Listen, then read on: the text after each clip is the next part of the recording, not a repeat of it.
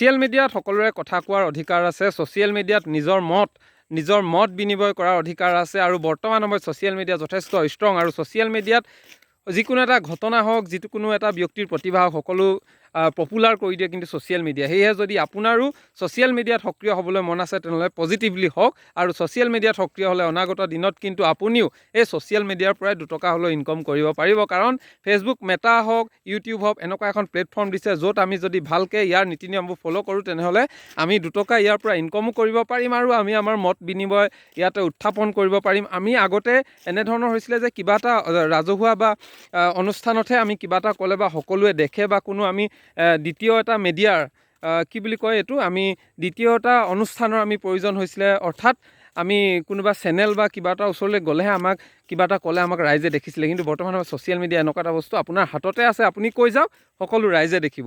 সেয়েহে ছ'চিয়েল মিডিয়াৰ যিটো বৰ্তমান সময়ত ষ্ট্ৰংনেছ আছে, ছ'চিয়েল মিডিয়াৰ যিটো শক্তি, এই শক্তি কিন্তু কোনেও ৰোধ কৰিবও নোৱাৰে। সেয়েহে যদি আপুনি ভাবিছে ভালদৰে ছ'চিয়েল মিডিয়া প্লেটফৰ্মতে নিজক আগবঢ়াম, নিজৰ ভৱিষ্যতটো সুৰক্ষিত কৰি আগবঢ়াই নিম, সুৰক্ষিত কৰিবলৈও কিন্তু ইয়াত বহুতো ক্ৰিটিচাইজ হ'ব, এই সমালোচনা হ'ব। সেই সমালোচনাবোৰকো আপুনি সহ্য কৰিব লাগিব। যদি ছ'চিয়েল মিডিয়াত আপুনি নিজৰ মনৰ কথা ৰাখিম বুলি ভাবিছে তেনেহ'লে আপোনাক যদি কোনোবাই সমালোচনা কৰে সেই সমালোচনাবোৰ আপুনি সহ্য কৰিব পাৰিব লাগিব।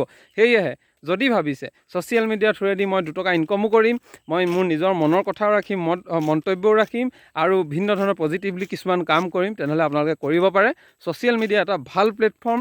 এইটো লাগিলে ফেচবুক হওক, ইনষ্টাগ্ৰাম হওক, ইউটিউব হওক, কিন্তু আপোনালোকে ইয়াৰ পৰা নিগেটিভিটিবোৰ আঁতৰাই ৰাখিব লাগে। বৰ্তমান সময়ত ছ'চিয়েল মিডিয়া ইউজ কৰাৰ ক্ষেত্ৰত কিন্তু দুটা হৈছে, এটা পজিটিভ আৰু নিগেটিভ।